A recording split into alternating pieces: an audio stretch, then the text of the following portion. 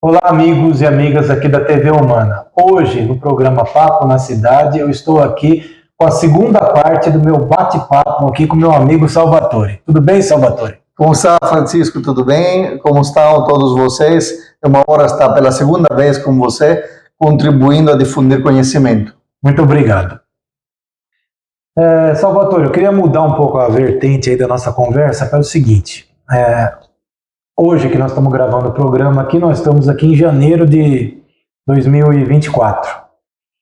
E nós estamos aí nos últimos meses aí, vamos dizer assim, no nascimento, que eu ainda falo que é um nascimento ainda, que não é ainda totalmente consolidado, de algo que está entrando cada vez mais no nosso dia a dia aqui, que é a inteligência artificial. Pois é. Tá? Então, minha pergunta é, como é que você vê a inteligência artificial versus a área financeira e versus todo esse trabalho que você faz aí com as empresas? Pois é. Hoje de manhã estava lendo com grande interesse uma notícia que o tal do Elon Musk, dono da Tesla, da SpaceX, é hoje dono também do antigo Twitter, que chama X. Isso. Constituiu uma nova empresa, agora me fuge o nome, que implantou o primeiro chip no cérebro de humanos. Curiosidade, obviamente, foi ler o artigo para entender por que implantar esse chip. Porque através daquele chip e a inteligência artificial, pessoas que ou nasceram com problema de articulação, ou eventualmente isso foi fruto de um acidente de carro, sei lá, militares que foram para a guerra e perderam eventualmente o uso dos braços, das mãos, das pernas, etc., poderiam, com esse chip, que eles chamam de telepatia, dar ordem ao computador para escrever, fazer uma ligação para eles, fazer um pedido também no restaurante, assim por diante. Aí, quase a resposta está dada. Quando a inteligência artificial vem com essas características para ajudar o ser humano, fantástico. Por exemplo, no nosso segmento, já nós estamos estudando a empresa Pantalica Partners, da qual eu sou fundador e gestor. Qual área da nossa atividade pode ser suportada por inteligência artificial? Nós fazemos muita busca quando um empresário nos pede de ajudá-lo, na internet, em base de dados, de informações que nos permitem de comparar uma empresa com outra empresa. Então, estamos construindo, através do uso da inteligência artificial OpenAI, robozinho que buscam informações e fazem esses relatórios e nos fornecem esse relatório uma vez por dia, uma vez por semana, para alimentar a necessidade de nossos clientes. Ao mesmo tempo, estamos estudando a possibilidade de fazer uso da inteligência artificial para, eventualmente, aquelas partes dos relatórios que escrevemos para os clientes, a mesma inteligência artificial escrever para nós. Outro dia, o nosso associado, que tinha que se comunicar em coreano com um cliente, escreveu, obviamente, o script para o chat, exatamente, e o cara escreveu em coreano, tá? Aí depois perguntei para ele, agora me leia isso em coreano. Ele, obviamente, fala, não consigo ler. Então, na verdade, no mundo das finanças, no mundo onde tem muita coisa repetitiva, que eventualmente pode ser suprida por esses bancos de dados enormes, onde a inteligência artificial busca, bem-vinda, seja bem-vinda.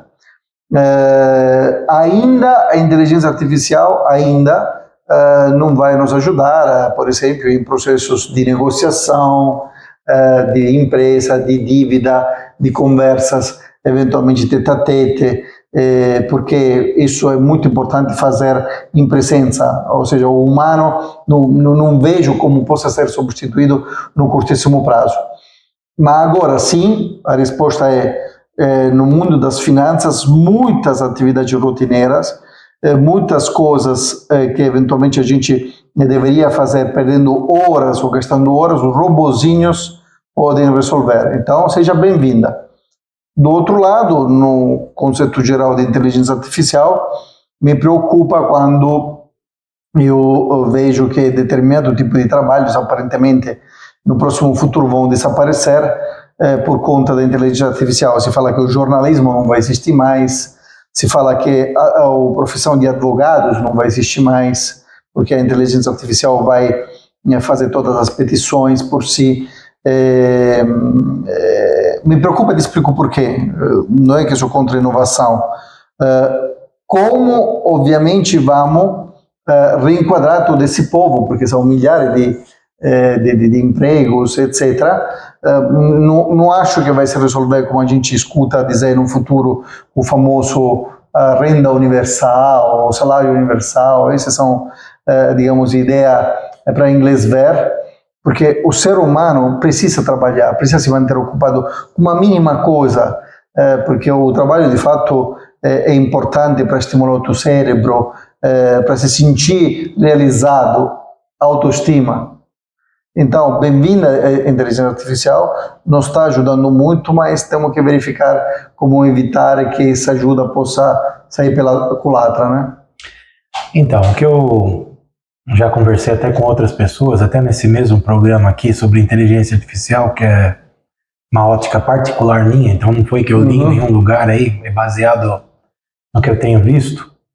É o seguinte, no momento que nós estamos hoje, como eu repito, janeiro de 2024, pode ser que se alguém ver daqui a um ano isso seja outra realidade, quem faz o melhor uso da inteligência artificial são as pessoas que têm também uma capacitação maior e uma formação maior também. Ok. Então, como você pegou e falou, eu gosto de ler sobre grandes líderes aí empresariais.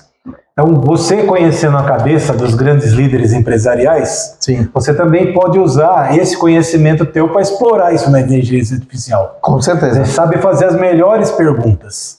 Sim. Agora, você pega uma pessoa, chega lá e me fala, me fala aí como que eu deveria gerir minha empresa. A inteligência artificial vai dar uma receita padrão.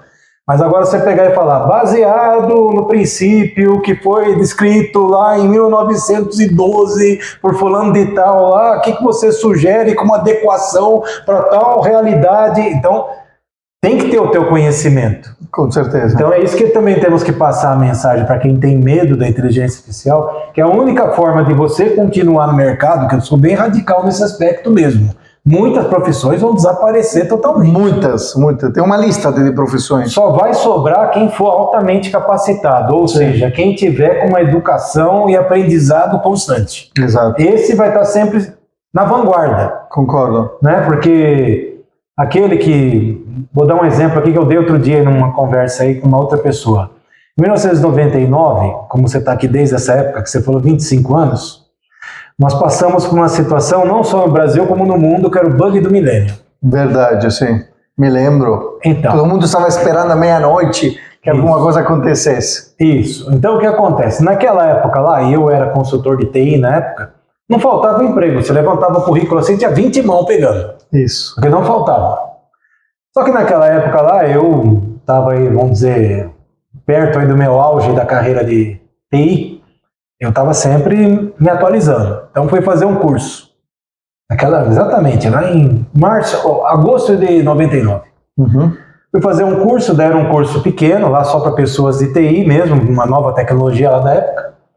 E aí tem aquele tradicional momento que o instrutor pega e fala, cada um se apresente aí, o que você faz, tal. Então cada um foi se apresentando. Um era Banco do Brasil, outro Banco Itaú, que era meu caso, outro Bradesco, outro Caixa Econômica, outro empresa lá, sei lá, enfim. Aí chegou um rapaz lá, desempregado. Todo mundo olhou para ele assim como se fosse um ET. Como assim? Você está desempregado nesse momento aqui que o cara não procura currículo, está todo mundo procurando. Aí chegou na hora do intervalo, fui lá junto com um grupinho lá, conversar com ele, falar, cara, o que aconteceu com você? Vamos ver se a gente pode ajudar, né? Leva teu currículo, as nossas empresas e tal.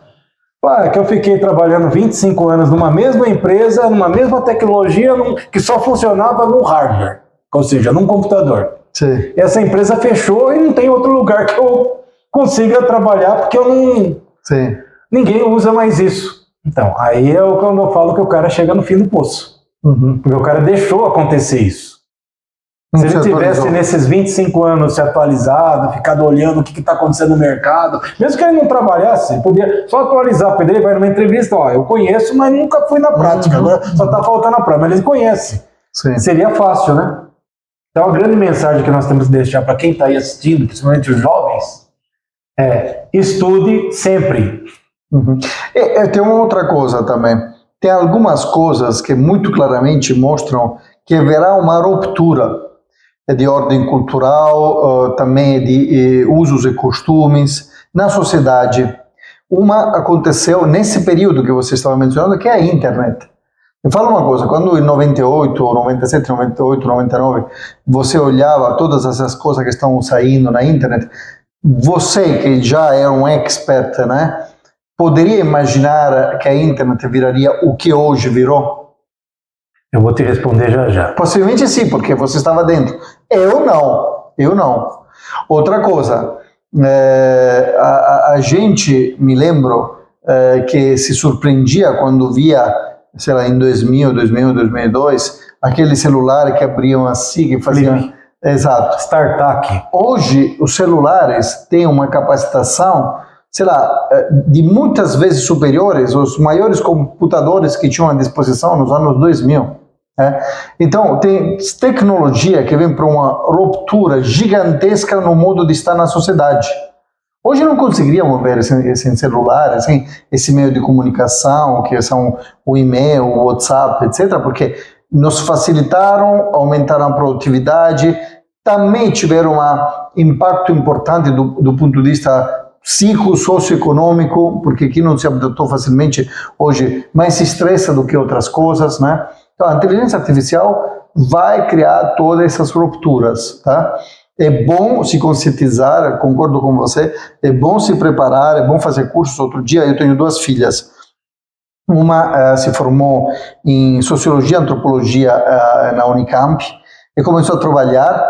Falei, filha, ok, está fazendo esse trabalho que está fazendo, faça um curso qualquer sobre inteligência artificial, entenda onde pode ser aplicada, o que pode melhorar, qual é o impacto matricial na sociedade, na vida profissional. Por quê? Porque isso vai ser o futuro.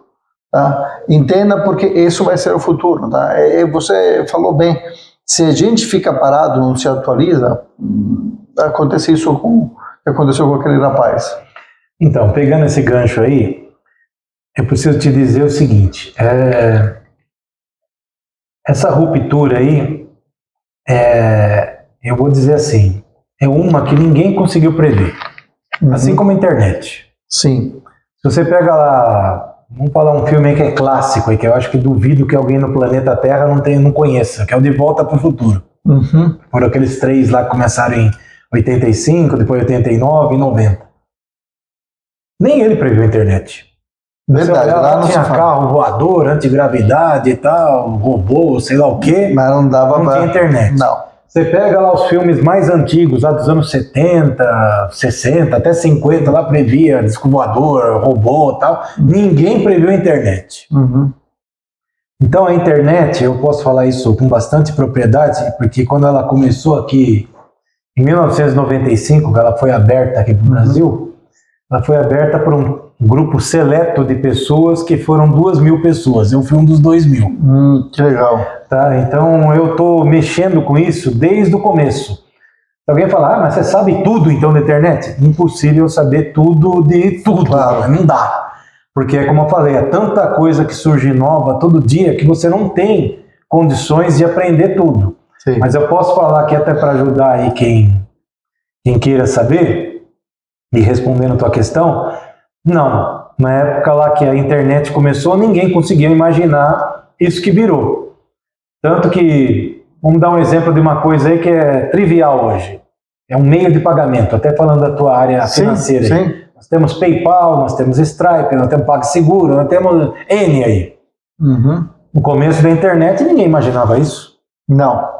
Eu até imaginei lá no começo, lá, vamos fazer um negócio aí que daí a gente pega, eu pensei lá com boleto, mas aqui no Brasil, infelizmente, nós não tínhamos tecnologia suficiente para desenvolver aplicações de internet. Isso demorou muito. Isso daí começou a ficar mais fácil a partir de 99.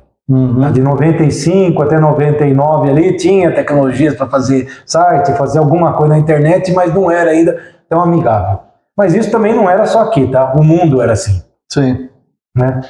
Agora, o que foi? Foi uma grande ruptura mesmo, como foi a primeira ruptura lá feita pelo falecido Steve Jobs, né? Que ele era outro cara aí que para mim era fora da curva em todos os sentidos. Sim. Né? E foi o quê? A popularização da informática. Foi graças a ele. Então, o pessoal fala de Bill Gates, tal, quem fala isso não entende nada. Bill Gates popularizou uma interface no computador que é o Windows. Isso, ótimo, é o mérito dele. Mas quem popularizou o computador para o Bill Gates colocar o Windows foi a Apple. Foi a Apple com o seu Steve Jobs. Quem popularizou, e que foi um outro paradigma que nós tivemos aí quebrado ali em meados de 2008 com o smartphone, também foi o Steve Jobs. Sim. Hoje consegue alguém imaginar viver sem um smartphone? Não.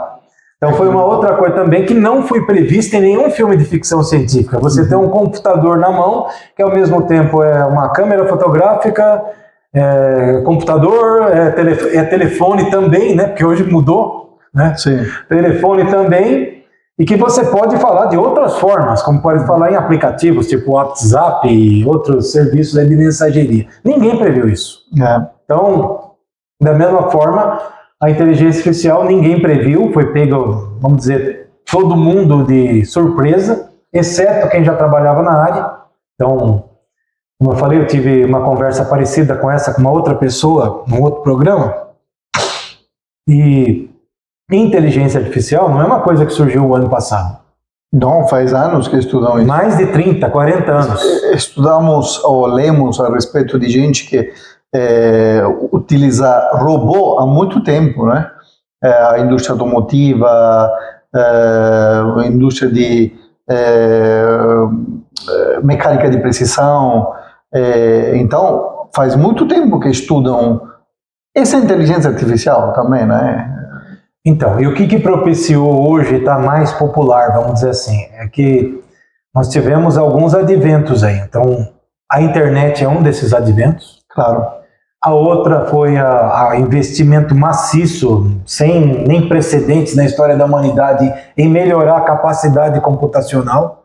Tanto que hoje, se você pegar o ChatGPT lá, digitar qualquer coisa, é instantânea a resposta. Exato. Então, você imagina a capacidade computacional que tem que ter ali por trás disso, dele poder fazer uma pesquisa em internet, ao mesmo tempo interpretar a resposta e te dar de acordo com o que você pediu. A parte teórica da física quântica também. Eu estava lendo um livro que tudo que está atrás, obviamente, do aumento da capacidade computacional, hoje faz parte das teorias de física quântica, né? Exato. Então, aquilo se transformaram efetivamente em chips, se transformaram em hardware que nos permite de acumular bilhões de informações em espaços muito menores, né? Exatamente. Então, o que aconteceu? Qual foi o grande motivo aí na minha ótica, de novo, não li isso aqui em lugar nenhum, analisando aí baseado na minha experiência profissional de TI, o que causou aí essa popularização da inteligência artificial?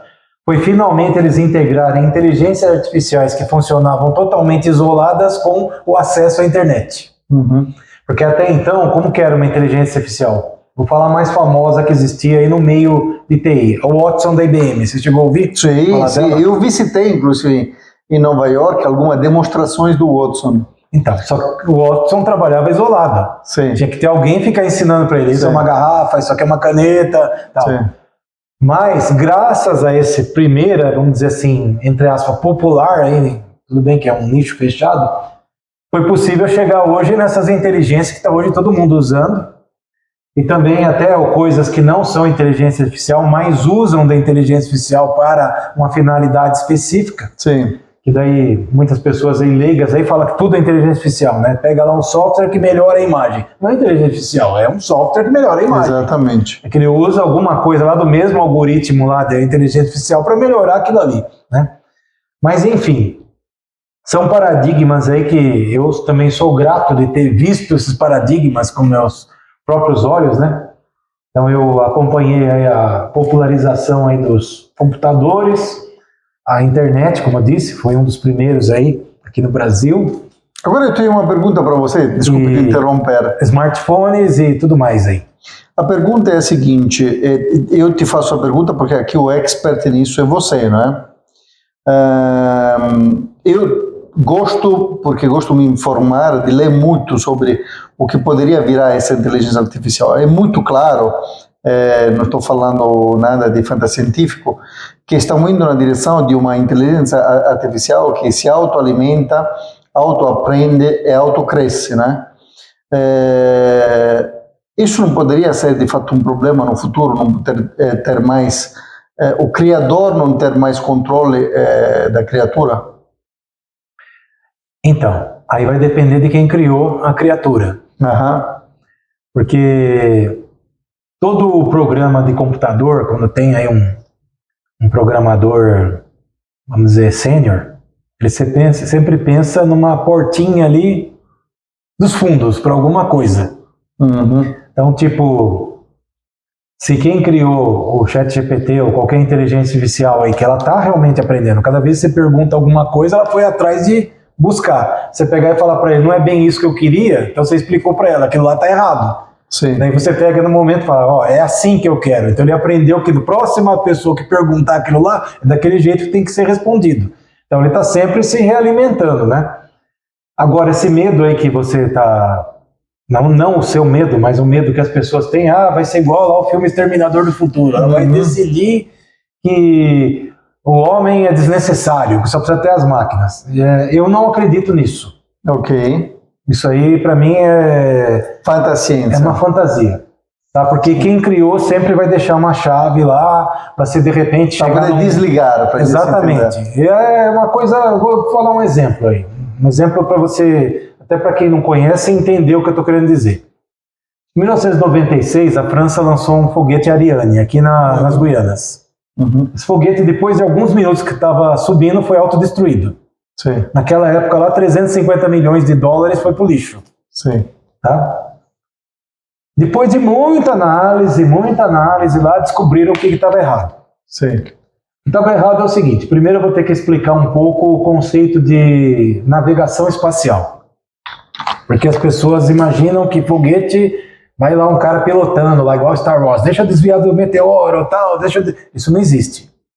Isso aí é só filme de ficção mesmo e tudo mais. Na nossa realidade do século XXI, um foguete é guiado daqui. Daqui da Terra. Sim. Só que tem um detalhe. A Terra, para quem não acredita, desculpe, então eu vou estar jogando um balde de água fria em você, mas a Terra é redonda. Sim. Ela não é plana. Tá? Então o que acontece? Quando o foguete ele levanta voo, por exemplo, aqui da Flórida ou da Guiana, a Terra está andando. Ele vai fazendo assim, ó.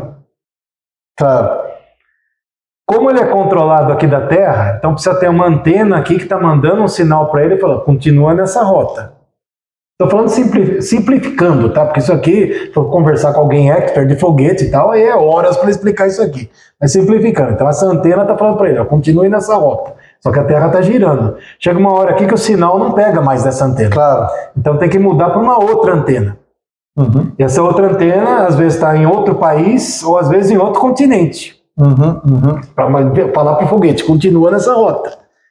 O que aconteceu lá no foguete Ariane, que foi amplamente estudado, porque foi um problema de TI. Qual era o problema? No código-fonte lá, feito em linguagem C, até digo qual era a linguagem, o programador errou. Então daí tinha, falando de novo, simplificando, tá?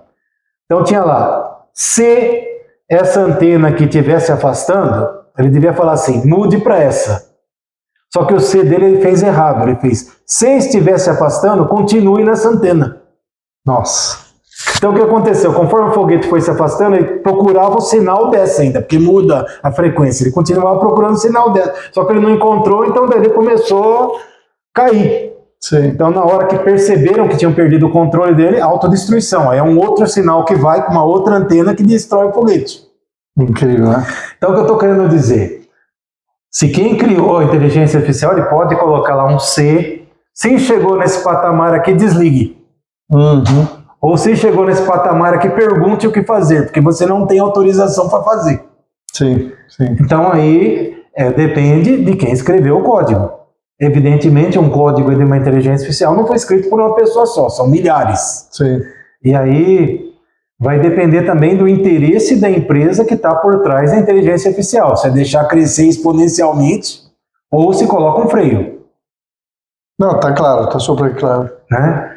Então, a nossa grande preocupação está o seguinte: até que ponto interessa ou não determinada situação. Recentemente aí na Netflix, aqui não tem problema nenhum falar empresas, Claro. saiu um filme aí da Julia Roberts aí, falando justamente sobre isso, um ataque cibernético onde as máquinas estavam sendo controladas, carro da Tesla batendo, etc. Tal. Eu vou dizer para você, aquilo lá é possível? Eu diria o seguinte: se fosse lá nos anos 90, seria possível. Hoje eu vou dizer, remotamente possível. Não vou dizer que é impossível, mas estamos bem avançados para poder, obviamente, controlar esse Isso, aspecto. porque é o seguinte, nós temos aí o mundo de TI extremamente desenvolvido com contramedidas. Então, se tem alguém criando aqui alguma coisa para atacar um computador, invadir, tem 10 outros lá criando contramedidas para isso ao mesmo tempo. Evidentemente, há falhas, e as falhas são sempre humanas. Então, vou citar um outro exemplo aqui histórico, que pouca gente sabe, então vou falar. Em 2003, eu trabalhava numa grande empresa. Essa grande empresa aí usava a estrutura de uma empresa que fazia BPO, que é o outsourcing de TI, Sim. que era uma empresa global. Não vou falar o nome agora, isso eu não posso, mas eu não posso falar o erro. Mas ela era global. Uma bela tarde lá em 2003, nós estávamos trabalhando lá, era uma empresa financeira que eu trabalhava. Estávamos trabalhando lá e tal, só que nós usávamos a estrutura dessa empresa de TI de fora. Estamos trabalhando, de repente aparece uma mensagem assim no Windows: esse computador desligará em 1 minuto. Daí começa a aparecer o cronômetro. Eu falei, mas o que é isso aqui? Daí quando eu olho do lado, apareceu no computador do meu amigo. Daí eu olho do lado do computador do meu amigo. Daí o departamento que eu trabalhava lá tinha mais ou menos 50 pessoas. Todos os computadores lá apareceram. Era o vírus Blaster. Já ouviu falar dele? Não. Era o vírus Blaster. O que aconteceu? Naquele momento lá, especificamente naquela empresa e todas as empresas que usavam a estrutura dela de TI igual a empresa que eu trabalhava, tiveram um ataque desse vírus. Então, naquela época, 160 mil computadores no mundo, naquele exato minuto, começaram a desligar. Meu Deus. E não conseguia ligar. Se ele ligava o computador, já aparecia a primeira mensagem, era isso. Nós fomos dispensados e fomos para casa. Mas aí, vamos lá. Qual foi a falha? Óbvio que cabeças rolaram. A falha foi o seguinte: a empresa que produziu o antivírus sabia que ia ter um ataque desse vírus e avisou todo o suporte das empresas que compravam antivírus, avisou, façam a atualização imediatamente. A pessoa que era responsável, ou o grupo de pessoas que eram responsáveis por aquela empresa lá, ignorou aquele aviso. Então, o que aconteceu? Não estava preparada a contramedida para esse ataque. Erro humano. Erro humano. Então, a inteligência artificial, qualquer coisa, vai estar sempre atrelada a um erro humano. Ou alguma ação proposital. Então, se alguém criar lá algo proposital, adquire uma inteligência infinita e destrua a humanidade, ela vai adquirir em algum momento. Né? Mas o que eu posso dizer é assim, de novo para tranquilizar as pessoas: mais letal do que o Windows não existe. Porque o Windows está em praticamente todos os computadores do mundo. Sim. Então nós estamos na mão de uma empresa. Imagine se essa empresa aí decidir fazer alguma coisa maléfica. Se já não tem lá dentro. Exatamente. Né? Esperando alguém dar o sinal. Exatamente. Então aí, o que acontece? Todos os computadores do mundo podem desligar. Alguém chega lá e fala: Salvatore, é o seguinte, como você falou, você veio para cá em 1999. Sim. Em 99 aconteceu um grande passo aqui, vamos dizer, do sistema financeiro brasileiro, que era a época que eles começaram a implantar o sistema unificado aí de pagamentos aí, que tornou o nosso sistema financeiro um dos melhores, ou talvez o melhor do mundo. Você participou desse processo? Não, eu não participei, mas me dei conta, né? Porque o que acontece? Imediatamente vi como era possível no Brasil mandar dinheiro através da TED, né? Que agora foi eliminada, aliás, imediatamente, né? Sendo que eu vinha de um continente, de um país que você, para mandar dinheiro eletronicamente, precisava 2 dias. Tinha uma sacanagem do sistema bancário, porque nesses 2 dias ele praticamente fazia desaparecer o dinheiro da tua conta para reaparecer depois de 2 dias na conta do cara que você beneficiava com o envio do dinheiro. Então, nesses 2 dias de limbo, digamos assim, o banco estaria se aproveitando dos teus recursos, ganhando juros, né? Aquele pouco, mas ganhando juros, né? Então eu me dei conta quanto o sistema brasileiro, financeiro brasileiro, bancário brasileiro, era do ponto de vista de tecnologia avançado. E comecei a estudar por quê. Uma razão muito simples, tinha que lidar com a inflação. Então precisava sistema de atualização e sistema que permitisse rapidamente que os recursos se mexessem de uma conta para outra. Não poderia se perder tempo, porque era a época em que muita gente ganhava dinheiro na especulação overnight. Você se lembra isso? Lembro disso. Então, imagina, era de fato, você tem razão, um dos sistemas de tecnologia no sistema bancário mais evoluído do mundo. Então, isso daí eu também não participei diretamente nessa época, embora também trabalhava na área financeira, mas eu, evidentemente, participei de muitos eventos, muitos workshops, congressos, tal, para entender isso daí. E isso daí foi criado justamente com o fim da inflação que muita gente aqui, que está aqui no Brasil, economicamente ativo, não conheceu. Porque antes de 1994, nós tínhamos uma loucura aqui. Nós levantávamos de manhã, o preço dessa garrafa aí custava X, chegava à tarde era 2X. Isso. Né? E com isso daí também o que aconteceu? Muitos bancos lá nos anos 90 quebraram.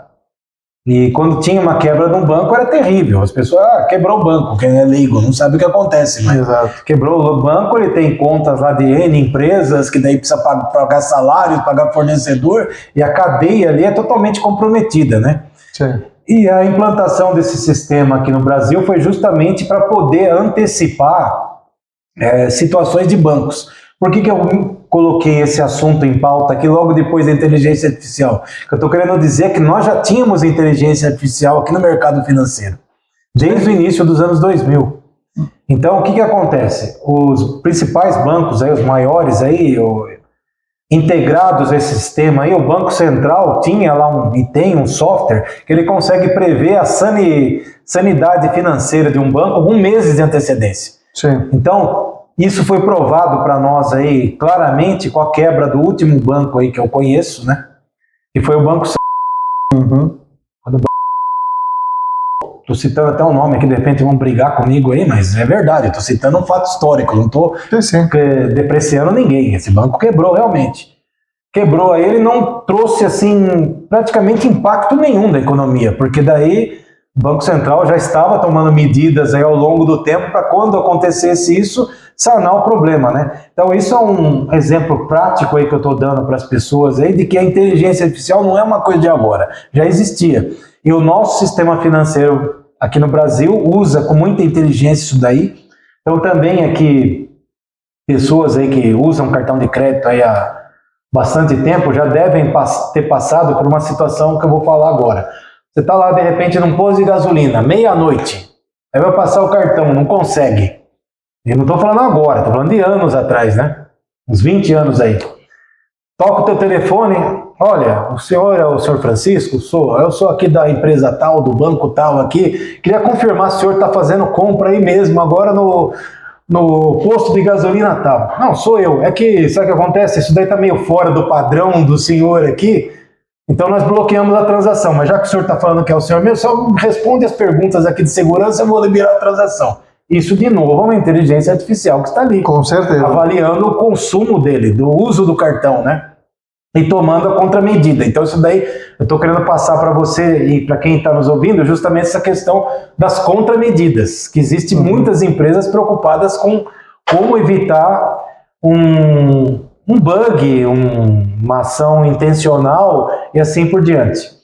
Muitas pessoas aí também, às vezes vendo filme de ficção, pega e fala assim, mas olha, fulano de tal lá desligou tal coisa. Então eu também vou remontar sempre aos anos 90, porque eu acho que foram uns anos que foram decisivos do ponto de vista de tecnologia. Sim. Muito das coisas que se plantaram lá estão sendo colhidas hoje, e serão ainda colhidas muitas outras. Verdade. Né? Se lembre uma coisa importante que está acontecendo, e nós não estamos mencionando, que está revolucionando também o modo de fazer negócios, de ficar na sociedade, de nos relacionar, que é a blockchain, né? A blockchain é uma coisa maravilhosa, muito simples, que em muitos segmentos, em muitas aplicações, vai permitir de eliminar intermediários e de reduzir o custo de muitas transações.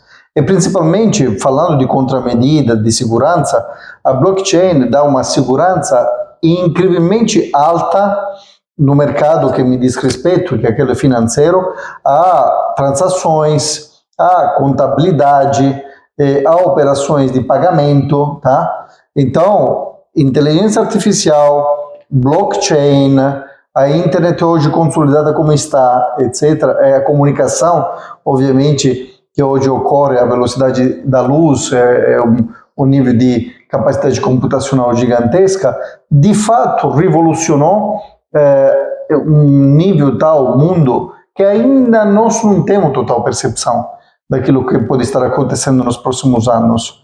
Aquilo que se prospecta, eventualmente de carros voadores, de muitas coisas a gente não precisa fazer porque a nossa geladeira vai dar a ordem de fazer as compras, chegarão em casas. Isso é uma realidade. Simplesmente ainda não absorvemos porque estamos mergulhados na história. Estamos nessa história. Ainda não se manifestou. Exatamente. Simplesmente. Isso é revolucionário, se você pensa. Eu, por exemplo, hoje, voltando àquilo que eu faço, estou estudando muito blockchain, porque naquilo que nós fazemos, a forma através da qual a minha empresa ganha dinheiro, fatura, pode ser fortemente influenciada pela blockchain no futuro. Então, se a gente não conhece como se enfiar aí dentro, possivelmente não vamos ter faturamento no futuro. Então, estamos fortemente estudando, estamos mergulhando nisso para verificar como fazer parte dessa história e como, obviamente, sobreviver com essa história, né? Salvatore, conta um pouco para nós aí, um pouco mais detalhes, até para de repente aí quem precisar do seu serviço, o que tua empresa exatamente faz? O que o Salvatore e a Pantalica podem ajudar empresários aí que estão precisando de alguma orientação ou um serviço? Bom, a minha empresa fundamentalmente é uma empresa de consultoria. Consultoria significa colocar à disposição conhecimento acumulado, metodologia comprovadas a empresários que precisam, por exemplo, captar recursos. E não é fácil se organizar para captar recursos. Você precisa preparar números, informações, uma apresentação da tua empresa, fazer esse marketing junto a banco, a financiadores e trazer o recurso para dentro e depois eventualmente monitorar e passar informações do bom uso dos recursos que você está fazendo. Então eu tenho pessoas aqui dentro que quando nós somos contratados mergulham nas contas financeiras do cliente, nos balanços do cliente, entendem o business do cliente para poder preparar material e depois apresentar ao investidor para captar esse recurso. O empresário poderia estar precisando também reestruturar uma dívida, porque se endividou tanto, não conseguiu pagar muito, não conseguiu pagar essa dívida, não conseguiu pagar os juros, e precisa que alguém explique do outro lado, o credor, que o empresário poderia estar tendo problema para pagar a própria dívida, precisa de mais tempo para pagá-la. Então, um processo de alongamento dos prazos e das parcelas, uma redução de juros. Outro tipo de serviço, que sempre é trabalho de consultoria, eventualmente fazer uma avaliação econômico-financeira de uma empresa. Como o imóvel vale, como essa garrafa vale, como um carro vale, empresas, negócios valem. Por exemplo, a tua empresa tem um valor. Esse valor é fruto da capacidade da tua empresa de produzir riqueza no futuro. Então, existe metodologia que nós aprendemos e capacitamos as pessoas que trabalham conosco para, se o empresário vem para nós e diz, gostaria que você fizesse um projeto de avaliação da minha empresa, porque tem alguém que quer comprá-la, porque quero dividir a empresa em 4 pedaços entre mim e os meus irmãos, porque eventualmente preciso avaliar essa empresa, porque simplesmente quero saber quanto vale. Existem essas metodologias e nós vendemos esse serviço de produzir uma avaliação da empresa e entregar o relatório ao empresário. Outra situação típica A gente, por exemplo, ajuda o empresário a planejar a sua vida empresarial. Precisa fazer um orçamento para aquele ano, de quanto vou faturar, quanto vai ser o custo, quanto pode ser o lucro, e pode ser também um planejamento de vários anos, se fala planejamento de médio e longo prazo. A que serve isso? Às vezes porque quero ir no BNDES, vou falar o nome de um banco de desenvolvimento, ou no Banco do Nordeste do Brasil, a pedir um empréstimo. Portanto, eu quero mostrar quais são os meus projetos futuros, qual é a minha capacidade de gerar lucro para poder eventualmente pagar esse empréstimo, simplesmente porque eu quero ter um norte e todo mês, cada trimestre, verificar se estou indo na direção desse norte. Então, em poucas palavras, o trabalho da Pantalica Partners, que é a empresa que eu fundei e que dirijo junto aos meus sócios, presta serviços, porque nós prestamos serviço de inteligência fundamentalmente, ao mercado para assuntos de cunho financeiro que servem na gestão da empresa, na captação de recursos, na reestruturação, eventualmente, de dívida, no planejamento financeiro dessas empresas. Qual que é o perfil desses clientes seus aqui? São empresas de médio, grande, muito grande porte? Quais seriam? Nós temos trabalhado fundamentalmente com empresas que definimos business familiares. Então, aqui um business familiar pode ser uma startup fundada por uma família com ideia muito boa, pequena, mas com grande potencial. Ou pode ser uma empresa familiar com 300 mil hectares cultivado com soja. Então, nós gostamos de trabalhar com empresas familiares, que, aliás, faz parte percentualmente do tecido industrial e empresarial brasileira, prevalentemente. Prevalece a empresa familiar no Brasil, tá? Uhum. Então, pouco importa se é uma empresa startup pequena, ou empresa média, ou empresa grande. Nós gostamos de trabalhar com empresa familiar por duas razões. Porque entendemos, nos especializamos, sabemos falar com esse tipo de empresário. Normalmente tem sempre a família ao redor de todo esse processo. Então sabemos falar também com a família que está ao redor do processo e sabemos aconselhar esse empresário. Não gostamos daqueles processos frios que te contratam para entregar um relatório e vai embora. Queremos criar relacionamento de longuíssimo prazo, porque cria recorrência.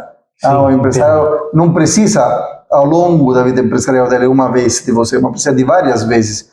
E te conto a coisa mais simpática daquilo que nós fazemos, eu pessoalmente gosto mais, você vira amigo do empresário, vira amigo das pessoas que trabalham para esse empresário, e quando eventualmente faz uma coisa de bem, por que não? Reestruturar a dívida de uma empresa significa salvar muito posto de trabalhos, você quase tem uma missão social.